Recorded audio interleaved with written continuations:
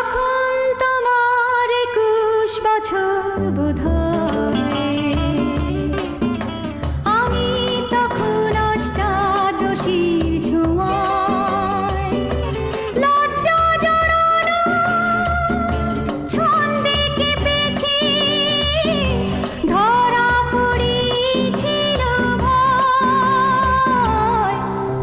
তখন তোমার 21 বছর বোধহয়, আমি